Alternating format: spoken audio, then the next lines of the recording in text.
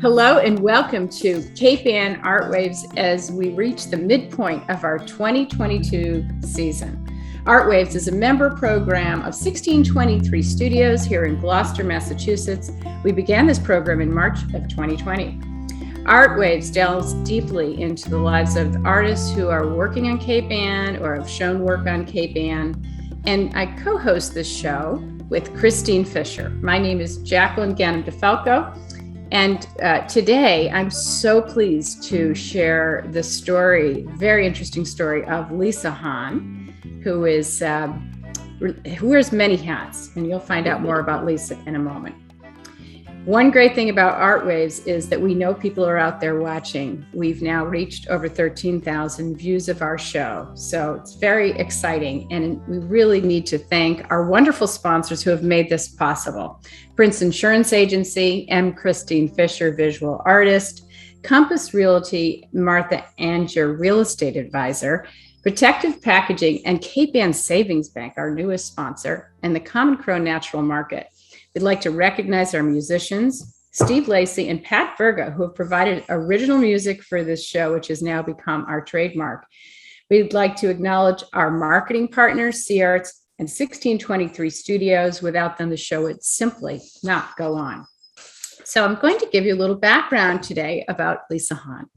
So Lisa is actually president and founder of Art Horizons International, a special interest tour company she formed in 1985 that promotes the arts by creating unique educational travel programs and study tours that focus on, art, architecture, and the performing arts in selected cities around the world. Aside from her role in managing Art Horizons International, she personally conducts many of the art and cultural tours around the world in Europe, Canada, and in cities all over this country. The clients are specifically museum patron groups whose committed interest in art is quite extensive. And that is what makes this truly unique part of Lisa's, one of her two interesting careers. Lisa received her BA from Princeton University, where she majored in Classical Archaeology, a program she initiated that bridged the art history and classics departments. Lisa attended the American School of Classical Studies in Athens, Greece, where she worked on her thesis and traveled extensively. Lisa also attended New York University's Graduate School of Arts and Sciences for an MA degree. Her major was performance studies, a department formed to address critical writing issues in the performing and visual arts, where she had also had the opportunity to study acting and directing with very famous performers and directors, Joseph Chaikin, founder of the Open Theater, and playwriting with Jean Claude van Itallie. So in December 1993, Lisa participated as a speaker at the Salzburg Seminar in Austria, a session called Arts in the World Economy. Lisa truly is a lifelong learner, in my opinion, and I'm in awe of her here in this community. But Lisa's a personality here in Cape Ann for a completely different reason. She has spent her summers in Rockport for most of her life, where she is executive director of Windhover Center for the Performing Arts. This is one of our fabulous gems on Cape Ann. Her parents founded it in 1968.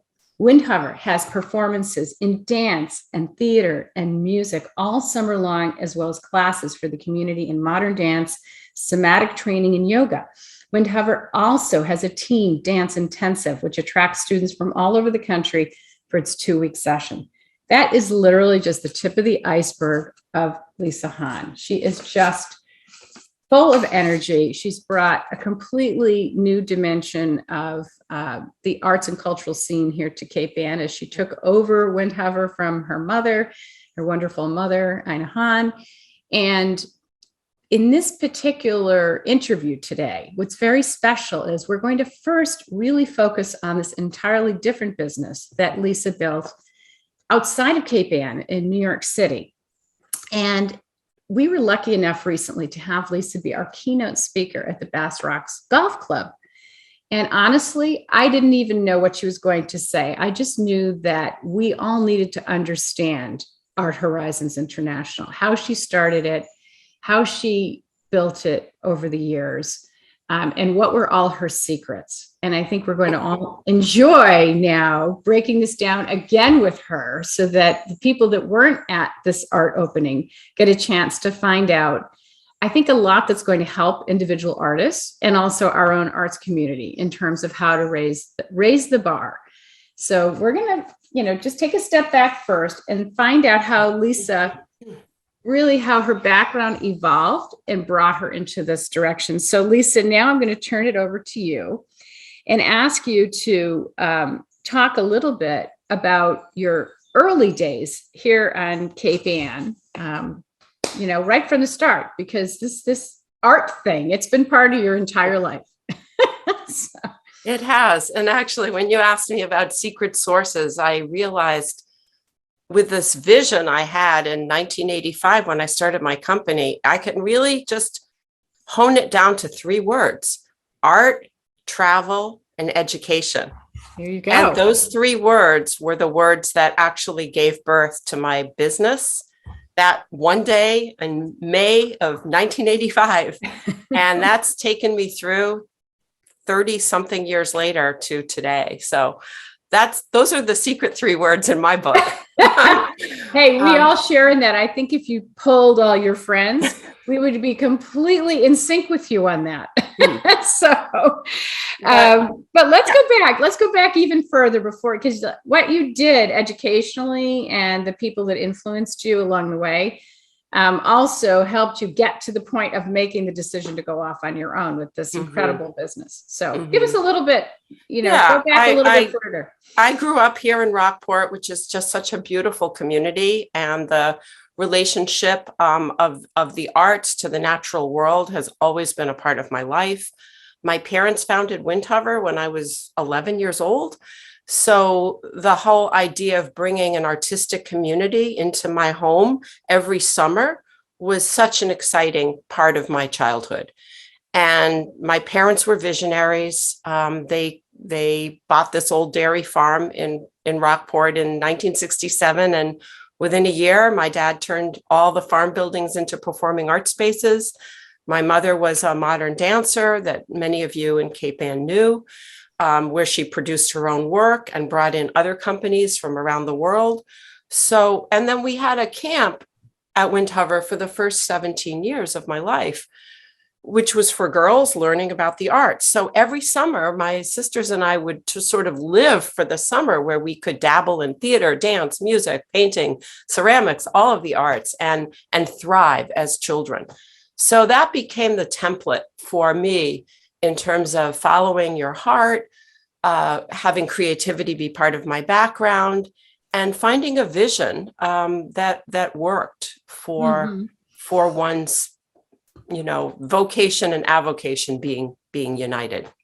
But you started that early. Let's go back to high school. Like, you really had to seek out where you went to high school, because even though today we know Rockport to be a phenomenal place for young artists to get going in the Rockport school system, that wasn't the case when you were growing up. Right. Yeah. Back in the early days of Rockport in the 60s and 70s, it was a very sleepy community year round in the winter. The school system was very limited. Junior high school and high school with the same teachers in the same building. And my father was a teacher at Manchester High School. So because he was an educator, I was given the opportunity to just sort of feel that learning and education were just such an important part of my background. So I sought out a better school. We didn't have the money for private school.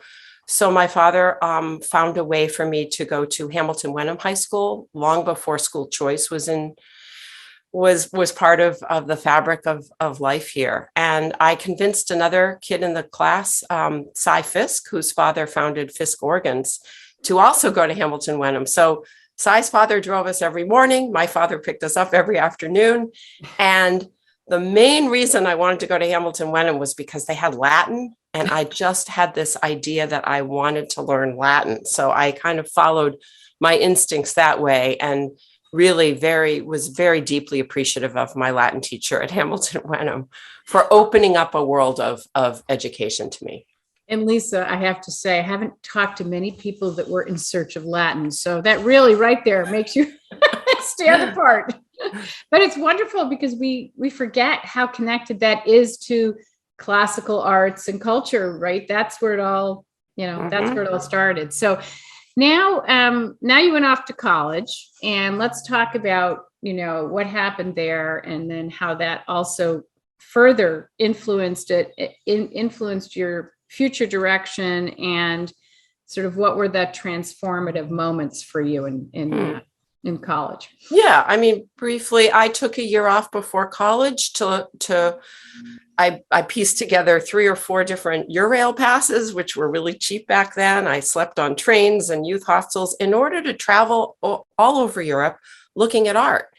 And that was just my way of learning about the art world and the art scene, and how art sort of, how I felt about art, how it landed in me.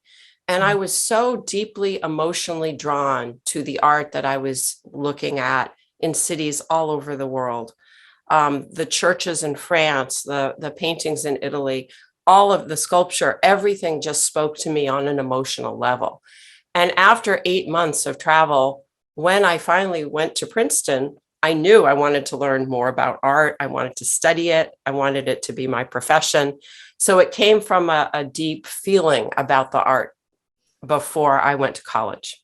And in college, I was lucky. I had a work study program with a legendary professor named Sam Hunter, who's written lots of monographs on famous artists. And as his research assistant that I was assigned to him in college, I was able to go to all of the studios of artists that he was writing about. So my first trips to New York City, which is only an hour from Princeton, were with him. And where did we go? We visited the studios of Louise Nevelson, Alice Neal, Louise Bourgeois, like Richard Serra, all of these legendary art. Well, they're legendary now. At the time, I didn't even know who they were. And I was helping the professor take notes, witness what took place in these studios. And it gave me a deep excitement about visiting and being in the presence of creative artists. So this is another key foundational part of what led you to Art Horizons International. Absolutely. You're following, like you said, that trajectory of art and travel and education. But I think getting into those artist studios, knowing, having that guidance and that inspiration to, look at get those conversations going, like the conversations we get to have in ARTWaves, right? They're so educational. Exactly. They're just so educational. So that's fantastic. And then when you finished college, obviously you had to, start somewhere. So what were the kinds of things that you did to sort of launch your interest in getting more ingrained in this sort of space that you knew that you were interested in, but now you have to make a living. So right. Yeah. I mean, I moved to New York right from Princeton. A girlfriend who had graduated college a year ahead of me had a huge sprawling apartment and invited me to be one of 4 people in this apartment. So we all live communally, very inexpensively in this, what is a expansive apartment in New York City that's priceless now, but at the time was really inexpensive.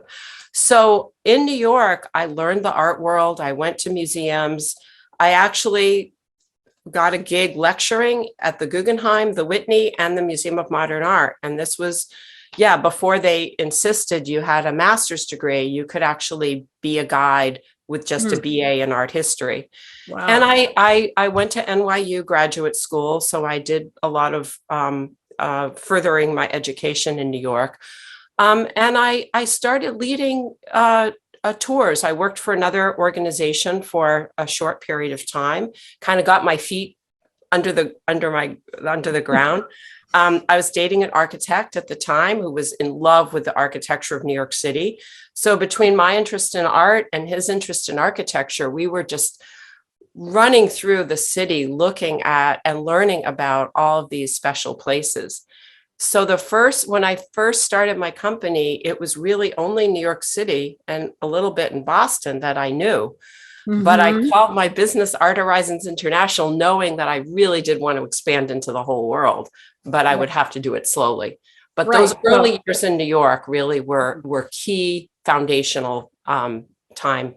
It was Key foundational. immersion. I mean, you were completely immersed, both in your personal life and your professional life. I mean, I have to say, I don't know that any of us that even lived in New York ever took advantage of it the way you did, in terms of, you know, all of the opportunities that there are to experience art, right? It's just everywhere in every pocket. So so that's exciting. So of course you were ahead of me already, zooming into Art Horizons International, but there had to be a trigger point, right? Was there a trigger point in terms of like, okay, I'm ready. I can do this now. I can go out on my own and start doing these art tours. I really launched it before I was ready. I think there's a kind of entrepreneurial spirit somewhere deep inside me from maybe my parents, and seeing how they just like plunged forward before you're actually ready to do something. You just kind of have these inner impulses that kind of propel you forward. And for me, it was, I want to do my own thing. I want to be a rebel. I want to work for myself and not someone else. And I want to find a creative way to be in New York, not the typical traditional way. So all my friends were getting, you know, PhDs in art history, and I was kind of slated in that direction after my master's to do my PhD at the Institute of Fine Arts, which is one of the best places in the country. And just before I applied, I thought, wait a minute, I want to find a way to do my own thing. So it really was kind of plunging in the darkness. Right. I mean, I really didn't have money to start a business. I didn't have an MBA. I didn't have any of the traditional, you know, things that you need to start your own business in this world, especially in a world of today. But you know, nothing stopped me. I just kind of had the vision and decided I'd find a way to make it work. It's great to hear that from the perspective of somebody that comes from more of an arts and intellectual sort of academic background, because I hear that story a lot from people that go down the path of business in my other life. But to be an entrepreneur in the art world, I think, is particularly challenging. So I really, you know, I think that's fabulous. So I want to skip to actually something I didn't specifically ask you before, but I think it's really important for people to understand what is a typical type of, you know, tour that you would run through Art Horizons International. I mean, this is a global art specific touring company, but you work in a very specific way through museums. So just kind of take us through the mechanics a little bit of how this sort of happens. How does a trip happen, and what happens on a trip? And then we're going to work backwards, because then we're going to get into, okay, so how do you create all the content for those trips, right? So that's the meat of this whole thing. But I think just people need to understand, this is not like jump on a bus and travel all over Europe with a bunch of people that you don't know, right? So this is a completely different type of travel. Well, my tours are very focused. In the early years, I started with themes because I thought that will grab hold of people's imagination. So the very first tours I led were for the Smithsonian. They were like my first client, and they loved all of my ideas. Like, this is back in 1985, before travel was really a big part of the museum community. So my first tours were born out of my own passion for New York. As I was saying, I think one of the first ones was from cast iron to postmodernism. And I would just like find two pinpricks of architectural history and flood the trip with buildings that show off that. Another was 42nd Street, river to river. 42nd Street happens to be one of the great streets in New York. You've got the Chrysler Building, which back in the day, you could go up to the top where the Sky Club existed and see all of this amazing architecture on the top of the Chrysler. There's the Channon Building, which hardly anybody knows about. That's an Art Deco masterpiece. So I talked my way into the lobbies and tops of all the great buildings on 42nd Street. And that became like one of my themes. And museums ate this up because it was a way for them to educate people with a very specific topic or theme. Mm-hmm. And so all the mechanics that you're talking about just fell into place once I had the ideas and the topics. Okay. But even deciding that you were going to work for museums versus, what we used to know as elder hostel or, or some other kind of, tour that's out there. I mean, those are general for the public tours, but having museums as your audience was pretty clever, right? Because it's a built-in smart group of people generally that are, going to be associated with any kind of museum. So how did you even decide that? That was really intuitive. I'd spent, as I said, 8 months traveling through Europe before college, immersed in art. And once later I started my business, I thought, I want people like me who are so interested in art that they don't really care about going to the top of this building and seeing the Statue of Liberty, unless we're looking at the statue from an artistic point of view. Right. I want people who want to focus on really learning and getting, the cultural life of a city. Gotcha. And so it was my own way of being in the world that I wanted my business to emulate. And that's turned out to be an incredible model. So now the way that you described your tours in your talk was you're now able to actually communicate directly with your clients about what their patrons who are going on these trips are interested in advance, right? So rather than themes, you're actually approaching it more from who's the audience and what are their tastes, et cetera, et cetera. Is that correct? I mean, you can. Yeah. And it's a little, sometimes it's an acquisitions committee that will be my client within a museum, and they have a shopping list of art that they're considering purchasing for the museum. And what artists are missing from that list, they'll ask me that. And what kinds of ideas should they be considering in today's art world for purchase? Sometimes it's like that. Yep. Other times, like when the Frick collection has come to me for a tour, they have an exhibition that they're actually mounting in another city. Like they're sending their Velasquez and their Goyas to Spain. Yep. And they're like, Lisa, create a trip to Spain, but we have to be there on this date for the opening of our show. And then I'll just create all kinds of theme ideas around their collection, which I know well. So I'll research it and say, okay, then we have to go to Toledo to see the El Grecos there. And we have to go to some other city to see the Zuberons. And I'll create a program that makes sense for that particular client. Okay, that makes sense.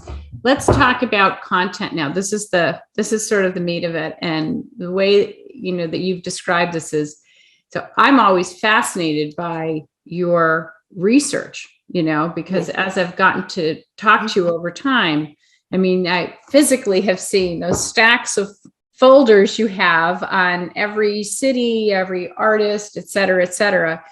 And I think what occurred to me after I heard you really talk about the content of these trips was that what you're actually doing is running like a virtual global gallery, which is why I thought it was so important for you to be on this show, because you are sourcing artists all over the country. Right. I mean, maybe even the world, right? Through your research and through these different channels that you've created and relationships that you've created. And so I think from an artist perspective, for them to understand how you get found in a sense, right? Because who wouldn't want to be found by a museum gallery director or an acquisitions committee, right? Yeah. So, but it's not so simple, right? This is something that you've created your own sort of system for. And so I think now let's talk about sort of and we've got some art we can show as we, go through this discussion, but what are the sort of pockets of resources that you have, your own sort of resources? And then what are some of the discoveries you've made along the way, in any way that you want to discuss that? Yeah. I mean, there's so many out of 30 something years of business, but I mean, the most recent one was, a couple of weeks ago, I led a trip for Stanford University, the Cantor Art Museum, and it was Boston and Western Mass. And one of the places I took them was an artist that I only recently discovered this winter. His name is Joel Janowitz. And he was an artist in resident at the Manship Estate here in Gloucester, and had done paintings of quarries, because the Manship Estate has two extraordinary quarries. And he does a whole series of work it's a series. It's almost like Monet's series of things with different light and different times of day, which interested me. So I made a visit this winter, I think it was right before the snowstorm, to his studio. I really resonated with his work and decided, even though the Cantor and Stanford had no connection to him or necessarily what he was doing, I was leading with my own interest in his work, and I decided to put a studio visit into the mix of the program. Well, long story short, 5 of them bought works from him because they loved it. I don't know if the museum is considering purchasing it, but he was astounded. He said, I've never had a studio visit where so much art was sold in one visit, and people really got my ideas. We spent an hour in rapt attention in the studio, and people were very moved. And during the rest of the trip, I remember having discussions over breakfast, lunch, and dinner with people about his work, and the result was a lot of work sold. So that was a great win-win for everyone, Right, and I became just the vessel or the funnel for it. Right. But what are my sources? I mean, that was just pure luck, knowing, following the Manship thread. But a lot of times they're collectors who tip me off to things. I'm so interested in what collectors that I know are collecting, especially ones with a vision. There's a couple in Boston whose collection I visit all the time, and their whole mission is to collect emerging artists from Boston. And so actually we were on this same trip with Cantor and Stanford to their home. And I happened to say, oh my God, do you have Joel Janowitz in your collection? Since he was someone we visited the day before. And they said, oh yeah, we just learned about him and we have a small drawing on the top floor, but we're interested in his work. We should make another studio visit. Right. So, they have alerted me to artists that they love. Michael Mazur is another one who I think was a brilliant artist. He's since deceased. And I actually collect his work. But he is a very important artist in Boston, and his students are students that I'm also following. So sometimes it's the collector, sometimes it's the artist and their students. Sometimes it's the artist's assistants. There are famous artists whose studios I visit, and they only want to employ working artists as their assistants. And those are the next generation of artists that I also will look at. Ursula von Reidingsvaart is an artist whose work I revere. She's a sculptor who's shown all over the world, but including at the De Cordova Museum and Storm King Art Center. But she employs young artists who have begun to get their name out there now. And so that's another source, sort of secret source of mine for discovering new talent. And I'm looking at some of her work, and we're going to show work from all these artists that you're mentioning. Okay. But I've got a picture here of Frank Stella. So tell us the Frank Stella story. That was kind of fun. I think you told that one at Bass Rocks. Yeah, no, I've been visiting Frank Stella's studio for probably 30 years now. And of course, he's become more and more famous. Actually, we both went to Princeton, so that's kind of a nice connection. But in one of the early visits to Frank's studio, when he was just beginning to have these 3-dimensional paintings coming off the wall, are they sculpture? Are they paintings? That whole discussion. He engaged in a conversation that was so insightful and hit all of us with such impact. He said, if you follow the spirals in my newest work, they're not just spirals. They actually are indicative of chaos theory. And we all just went, oh my gosh. So that led us to a discussion about chaos theory, what it is, how it's depicted, how it's part of, everything in the natural world. it led me to start reading books about chaos theory. And the art historian who accompanied me ended up 2 years later writing a very important paper on Frank Stella and chaos theory, which I don't think anyone had ever thought about or linked to him before. And it just came out of a discussion in the studio.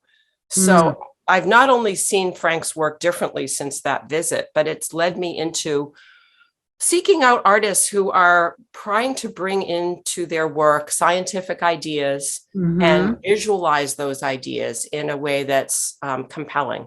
Right, right. Now, you've also mentioned that you are, you go in depth into just kind of anonymously, right, into a lot of places, like when you're in New York and you get to all the openings and. In terms of sources, I would scour this. Yeah, I would.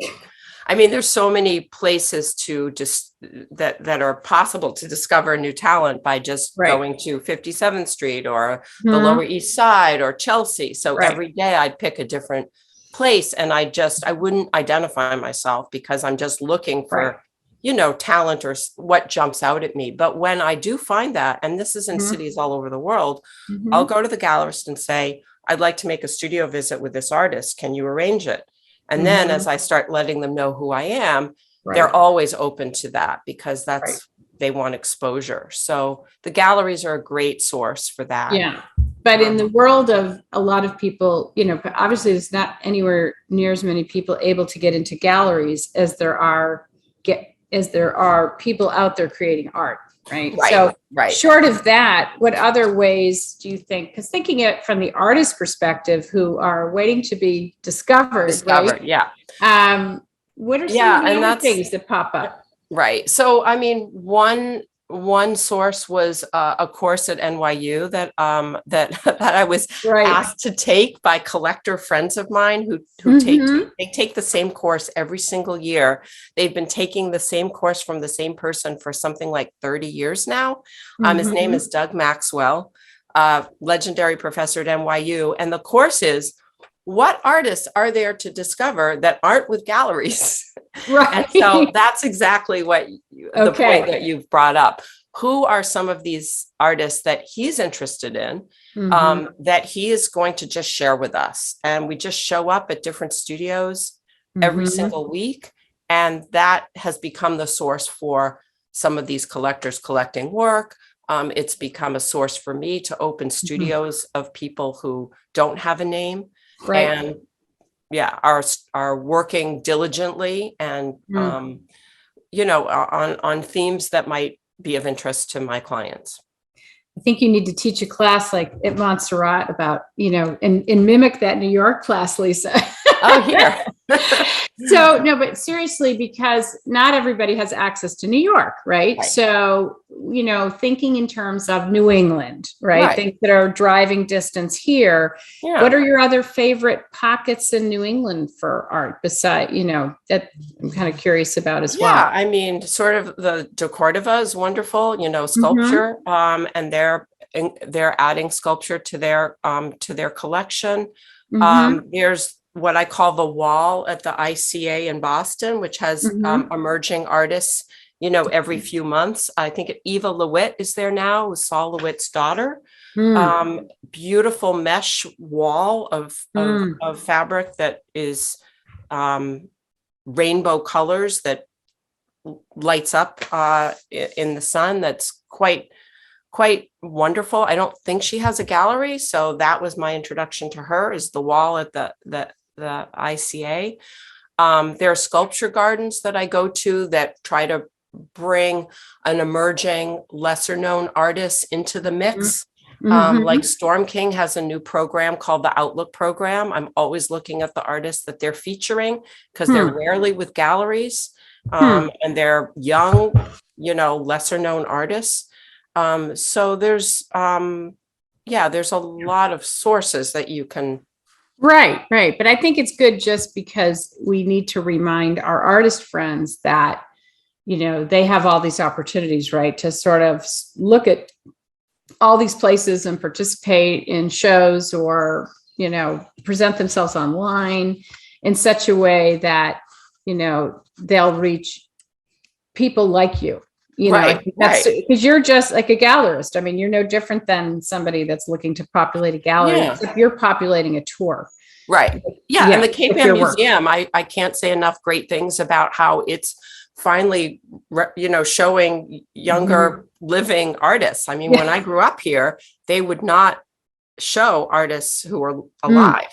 And that was a big battle. So I've discovered artists, at the Cape Ann Museum that are right here in Cape Ann that I'd never knew about before. So that's exciting. Sources. And we talked about this too, specifically was that you have artwork now at Windhover. And we're going to talk about Windhover in a minute, but that you have people staying there, dancers from all over who have looked at the art on the walls. And we were, of course, in a situation where there was an art loan program at Bass Rocks Golf Club.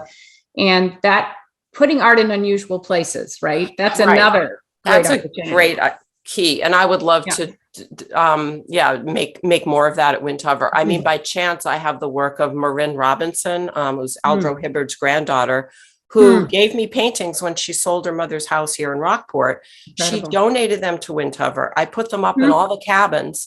And lo and behold, right after I put it up, this woman from New York named Ellen Cornfield, who's coming to Windhover this summer with her dance company, she was staying in a cabin, fell in love with Marin's work, and ended up buying a painting from Marin online because of that, staying in this small cabin at Windhover's ground. So that's fun when that happens.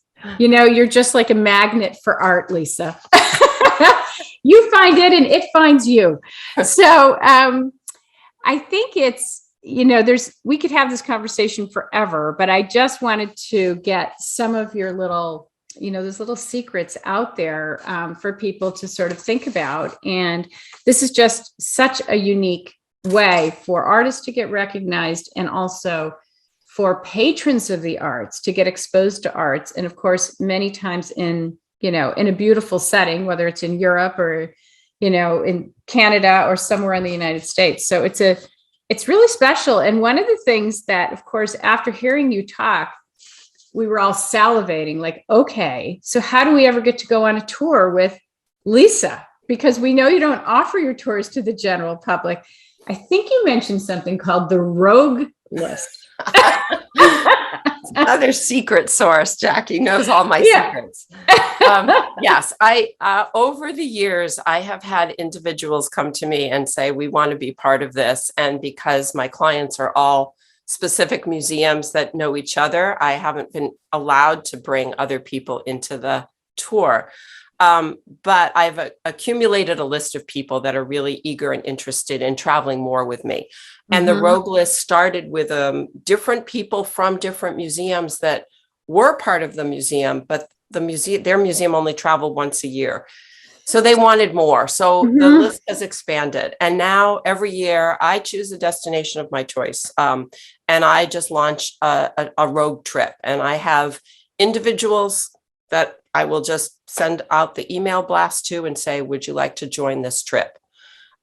Sometimes a museum trip is also under enrolled by one or two spots, like our Vancouver trip next week was under 2 spots. So I sent out the Rogue List e-blast with the Vancouver trip, and that sold in a heartbeat.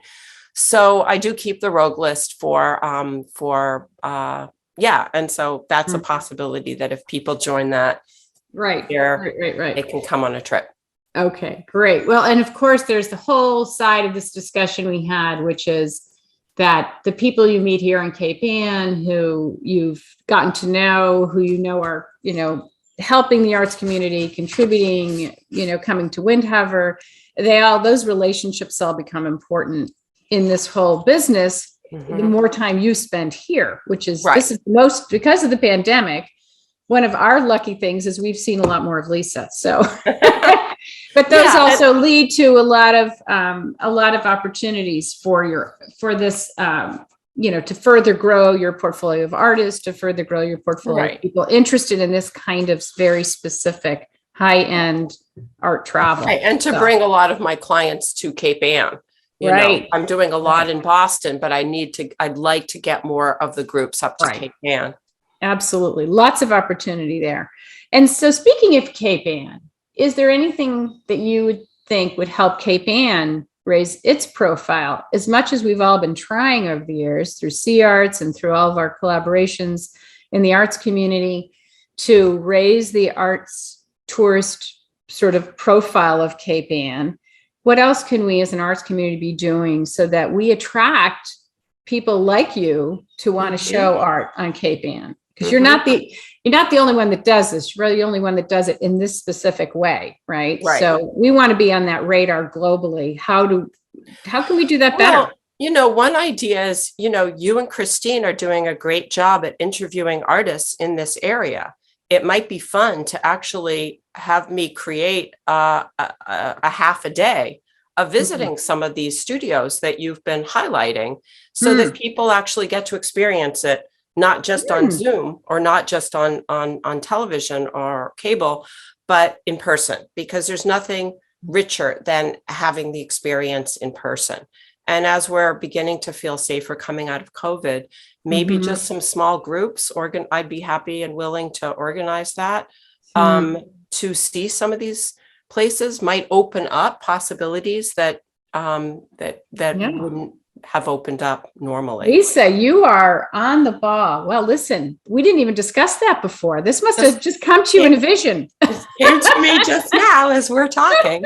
I love it. Well, I'm going to leave it. Traditional way of seeing the art community. And I think we need that. And I think that would be a smart thing for our local arts organizations actually to sponsor, right? To bring those two things together. So we're going to have to take that one offline, because now I want to flip the switch to your rich life here on Cape Ann with Windhover. And we're going to take a pause because a video is worth 1,000 words. And so we're going to take a minute and show this little quick video of Windhover, which has recently experienced some fabulous improvements, a new tent and other things to make it even more accessible and more reliable, I think, in terms of the weather.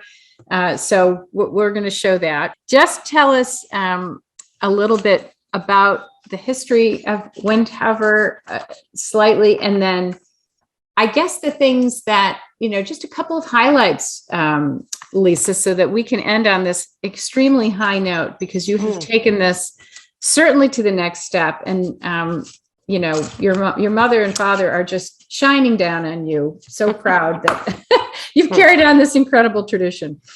Yeah, I'm ushering in a new era at Windhover, and it's in the process of being transformed by the community and by my openness and willingness to host different types of groups. We're focused still on dance, theater, and music performances, also workshops in dance and yoga, somatic training, spiritual retreats, and meditation retreats that I'm opening it up to. But we have a whole range of performances. We have 3 different plays this summer by 3 different organizations. We have local dance companies that we're highlighting. There's one performance in a couple of weeks where there's 8 different local companies performing in one performance. Performance is only 80 minutes long, but it features 8 companies. And that's really what I want Windhover to be a showcase for. Then you look at August, and there's 3 different professional dance companies from New York that are coming to have residencies at Windhover, which means a week that I give them space at Windhover to live and sleep and dream and work in the 2 dance studios and the outdoor stage. And at the end of the week, they'll perform the work that they've been rehearsing.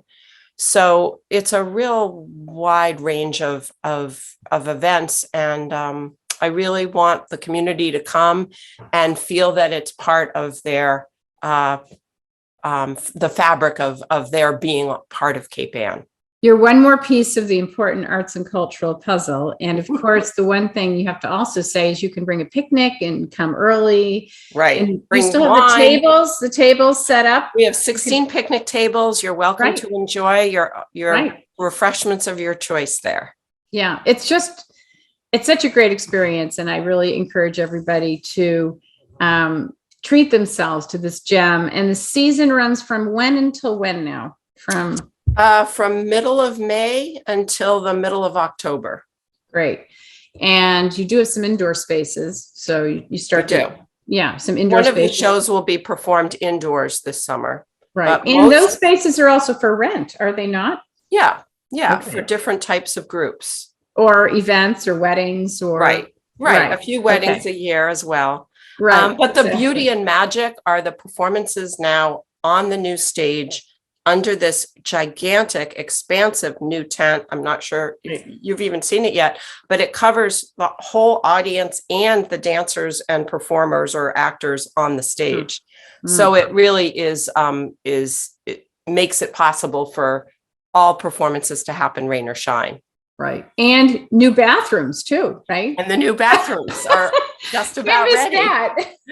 Yeah, they're beautiful. They're beautifully designed and very tasteful. And they fit into the campus in a way that is not an eyesore, doesn't look like it's all new. It still has that rustic, quirky character that my dad sort of put his stamp on, and that was continuing into the 21st century. So I think it's super important because you have these people coming to stay with you, these dancers from New York, right?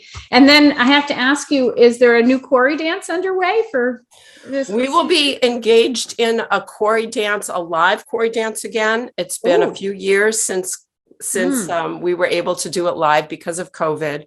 And we're going to launch that next year in person. And for now, for this year, Corey Dance 10 can be found as a film, which was made at 2 different private quarries, and that can be accessed on the website at any time under the Corey Dance tab. But next year it'll be live. Ooh, can't wait for that. Well, we are going to wrap up with our incredible Lisa Hahn, Executive Director of Windhover locally and then globally, the President of Art Horizons International. And we're thrilled that she shared her full story with us today. And you can now view this. And first of all the website information is going to follow here on the screen, so you know how to contact Lisa and attend performances locally. And you will see this on Studio 1623's local cable stations, your Comcast stations, on YouTube under the Cape and ARTWaves playlist. It'll be promoted on Facebook and Twitter and on the weekly CArts eBlast in the next couple of weeks. So thank you again, Lisa. We're wrapped up for today. Thank you, Jackie.